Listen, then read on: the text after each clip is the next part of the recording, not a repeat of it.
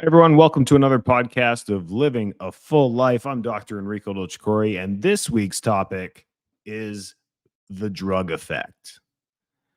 2024 kicked off with a bang this year as far as getting back to normalcy, superinflation, shrinkflation, and all the things that are hitting us left, right, and center. But one of the biggest topics of 2024 is Osempic because of its massive 2023 profit earnings. This Danish company that patented Osempic and Wegovy went up $500 billion and pretty much quadrupled Denmark's GDP overnight. Pretty amazing stuff, but it just shows the flock that not only Americans, but the Western world has to drugs. We just don't want to take responsibility for anything.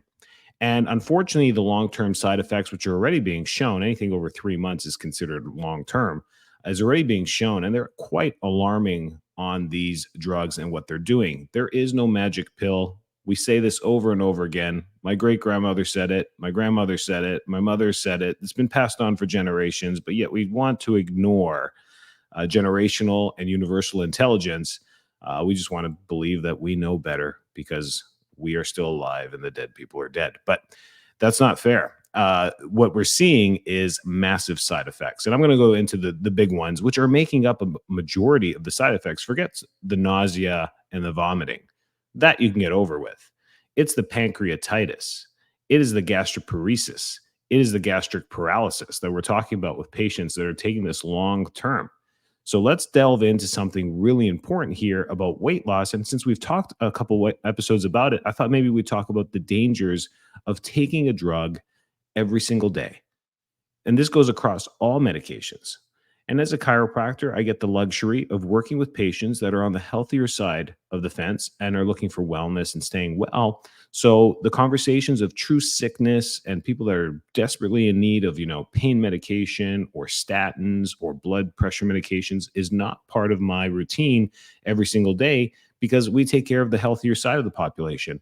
And we understand that. And because we take care of the healthier side of the population, we now understand what it takes to be well and stay healthy long term. So we have every right to be talking about health and wellness and maybe be lean on sickness and disease because that is also its own struggle. But when we talk about Ozempic, these people aren't necessarily sick. And you're really ticking off the diabetics, by the way, because this is a drug that they could get for a legitimate reason to lower their A1C, and yet everyone else is doing it to look like a waif. The waif is back, I guess. I'm going to omit this one and not take part of this little fad that's going on for sure. I remember in the 90s as a young kid, that was the look. And yeah, they look sick. I saw a few people in hospice. I'm like, okay, I guess you want to look like somebody living in hospice. That's fine, but that's not for me. I never, ever liked that. It's just not a natural look to look like that. So that's what we're getting here. We're getting lean muscle mass loss. We're getting irregular appetite patterns, irregular eating patterns. It's just not healthy. It's just not healthy to do. Short-term usage of Ozempic, semaglutide, tirzepatides, these peptide things to help with a short-term weight loss plan actually can fit in a very healthy routine and can be used to your advantage. I think in a short-term plan, it's a great thing.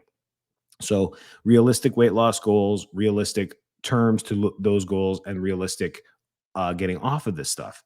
So what people who've been using it are raving fans within the first 2 months. They are just like, this stuff actually works. This is crazy. This is amazing. And then about the 3 month mark is where things start to shift. And if people start getting side effects, they're no longer fans. And if they start to see a decrease in weight loss or a stagnation in their weight loss, they start to get a little concerned as well. It's the people using it longer than that start to get and maybe miss the signs of like, well, I haven't had an appetite. I haven't been eating for 6 weeks, these last 6 weeks. Of course, the weight's coming off. But then they say things like, I also haven't gone to the bathroom for 4 weeks. And you're like, wait, 4 days? They're like, 4 weeks, 4 days. Oh, no, doc, 4 weeks. 4 weeks. Like, you need to go to the hospital now. Like, that is a major problem. And they go there and they don't have any compacted bowels or anything serious. They're just got complete paralysis of their digestive tract. The digestive tract is no longer moving food anymore. It's so slow that it actually takes a week for anything to go through. That is craziness. That is absolutely, you're storing toxins, your pancreas gets backed up, your liver gets backed up, everything gets backed up, and you wonder why you get infection maybe of the liver, definitely of the pancreas, and these side effects start coming up. And we're just messing with neurology, and we're telling the brain that we're not hungry. But it sounds magical, doesn't it? But what's the pathway that's required to do that? And what are we doing to block those pathways for appetite and cessation? That's the question. And we really haven't documented it well enough. We just know that that's how these peptide cascades work. This is how these drug cascades work. And we're pretty much blocking them just like we will with acetaminophen or Tylenol or something that blocks the pain receptors. That's how we're looking at this. We're blocking receptor sites, and it's good because the results are great. But really, what is the long-term effect when you block it? Well, the brain says, oh, I guess we just don't need to eat anymore. Oh, I guess we just don't need to process food anymore. So it shuts down the gut, which is crazy town stuff long-term.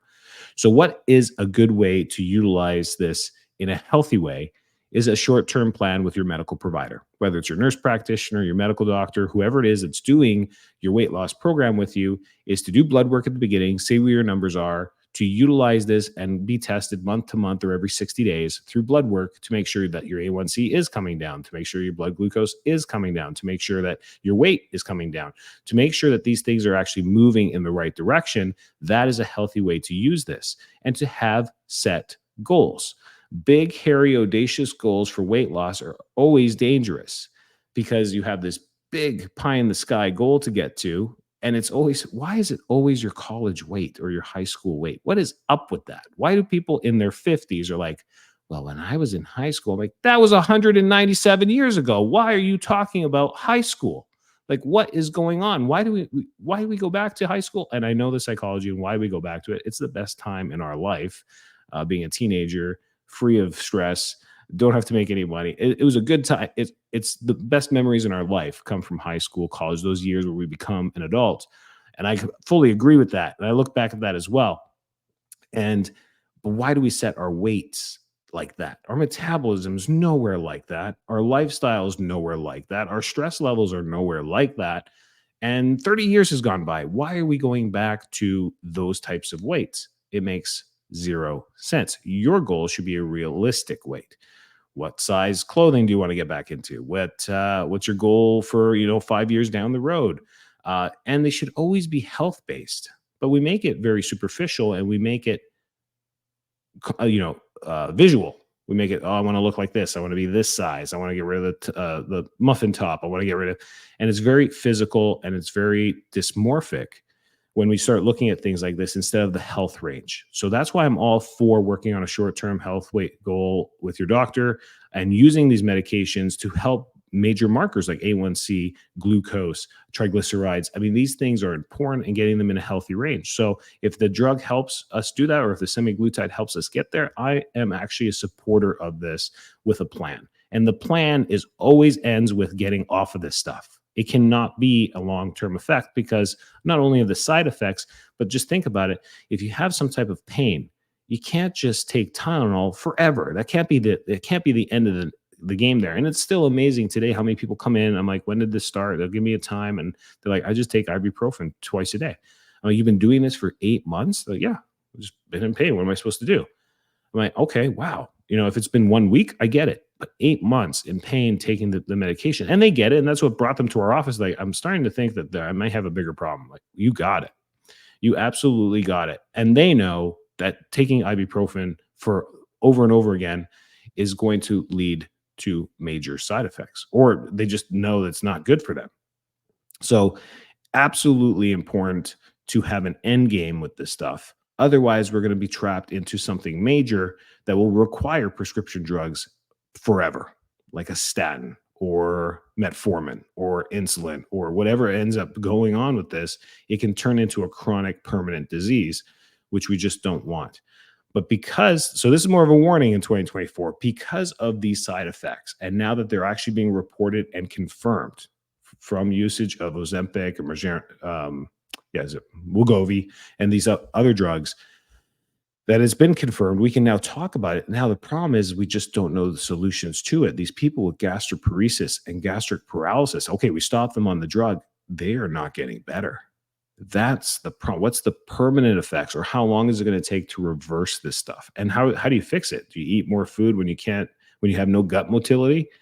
That doesn't work. So you got these people now getting their hunger back. They can't eat. They're backed up. It sounds like a literal nightmare. So as a loving practitioner, this is just a PSA saying, yes, these drugs do work. Yes, they do get the results a little too quick. People lose a lot of weight really quick. And you got to think about it. We all know the basic rules to diet and longevity is we have to have a balanced diet. We have to eat, a well-rounded diet. And then you look at these drugs and then people are like, I just can't eat. I just can't eat. So let's dive into the science a little bit about how this works. Is anyone curious about how it works?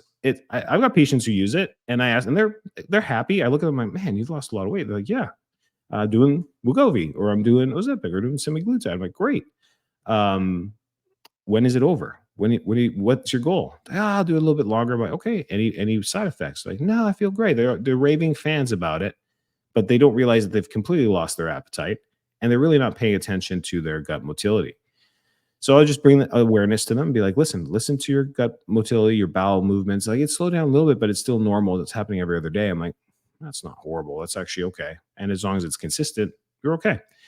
So I'm keeping an eye out on them. But the long-term thing is the psychological effect. These peptides and compounded drugs that we have, that what they're doing is changing the brain.